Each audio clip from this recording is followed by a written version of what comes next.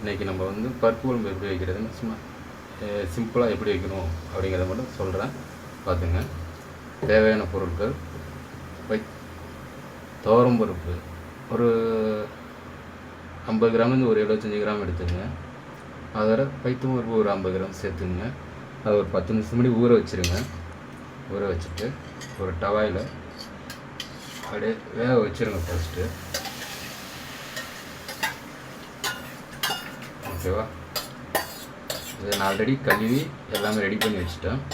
அதை மட்டும் அப்படியே வேக வச்சுருங்க. அதுக்கப்புறம் அதை கூட பூண்டு ஒரு 5-6 பூண்டு எடுத்துங்க. நைஸாக கட் பண்ணி வச்சுங்க. ஏன்னா வேகிறதுக்கு டைம் எடுக்கும், அதனால் நைஸாக கட் பண்ணிங்க. அதையும் அந்த பருப்போடையே சேர்த்து வேக வச்சுருங்க. அதேமாதிரி தக்காளி ஒரு மீடியம் சைஸ் தக்காளி போதும், அதை நைஸாக கட் பண்ணி அதையும் வேக வச்சுருங்க. சரிங்களா?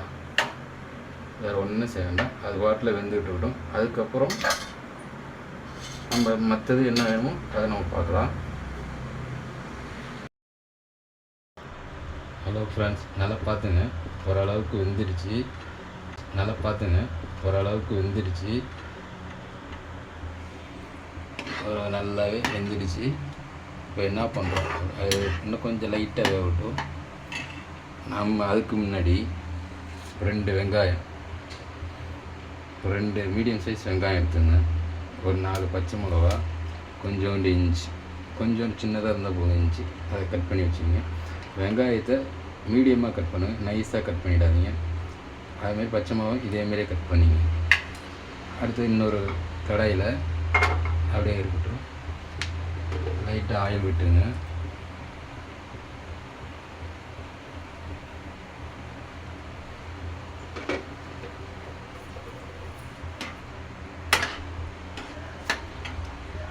ஆயில் சூடானோன்னா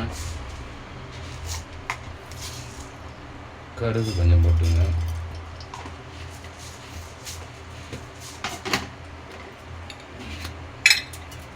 சோம்பை கொஞ்சம் போட்டுங்க.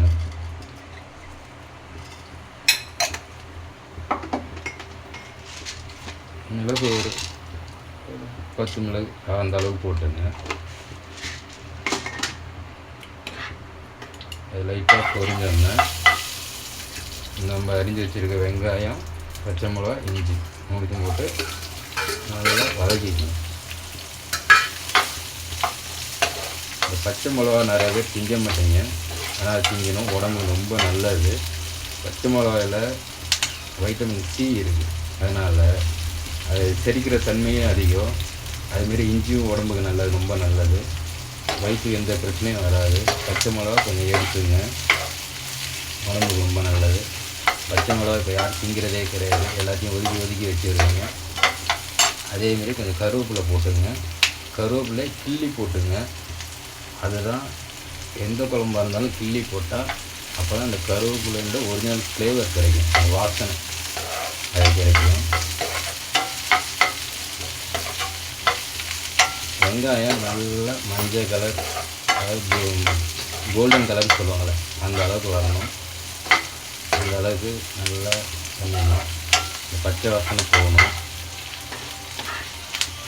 அதை பார்த்துங்க.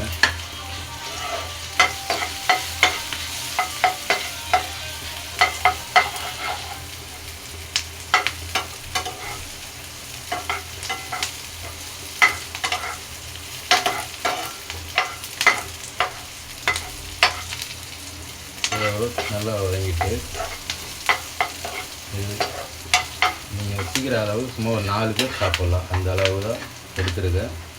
ரொம்பவும் தண்ணி ஊற்றிடாதீங்க, வெறும் இந்த அளவுக்கே இருக்கணும். ரொம்ப தண்ணியாக இருந்தாலும் பருப்பு குழம்பு நல்லா இருக்காது. பருப்பு ஓரளவுக்கு வந்து அப்படி அமைக்க பார்த்தா நசுங்கினா போதும், ரொம்ப நசுங்கி அந்த அளவுக்கு இருக்கக்கூடாது. ஓரளவுக்கு நசுங்கினா போதும். இது நல்லா வதங்கிடுச்சு, கலர் மாறிடுச்சு. இதை அப்படியே அதில் அப்படியே ட்ரான்ஸ்ஃபர் பண்ணிடுறோம்.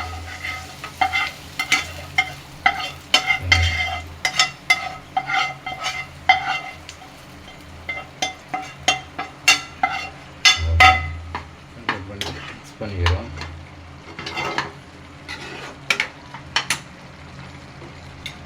லைட்டாக மஞ்சள்தூள் மட்டும்தான் போட போகிறோம். வேறு எந்த இன்க்ரீடியன்ஸும் சேர்க்க போகிறது கிடையாது. வெறும் மஞ்சள்தூள் மட்டும் ஒரு 1/4 ஸ்பூன் போட்டுங்க. தேவையான அளவு உப்பு போட்டுங்க.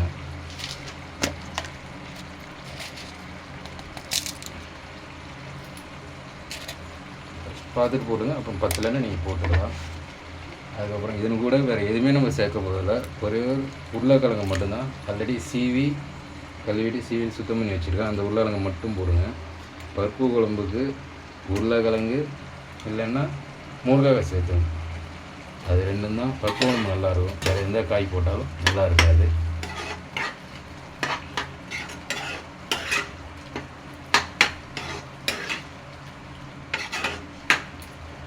அதாவது உருளைக்கிழங்கு வேட்டும் ஒரு 5 நிமிஷம் வைங்க.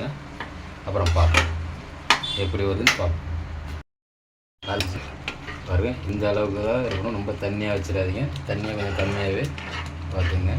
இல்லை நீங்கள் உருளைக்கிழங்கு போடும்போது கொஞ்சம் சின்னதாகவே போட்டுங்க. ஏன்னா ஆல்ரெடி பருப்பு உங்களுக்கு வெந்துருக்கும். உருளைக்கிழங்கு வேகிறதுக்கு மட்டும்தான் டைம் எடுக்கும். அவ்வளோதான். அந்த மஞ்சள்தூள் வாசம் போகும். அவ்வளோதான். இப்போ பாருங்கள் நல்லா வெந்துருச்சு. உங்களுக்கு தேவைன்னா இறக்குறதுக்கு முன்னாடி கொஞ்சோண்டு பெருங்காயம் போட்டு இறக்கிக்கணும். அவ்வளோதான். நான் பெருங்காயம் போடலை.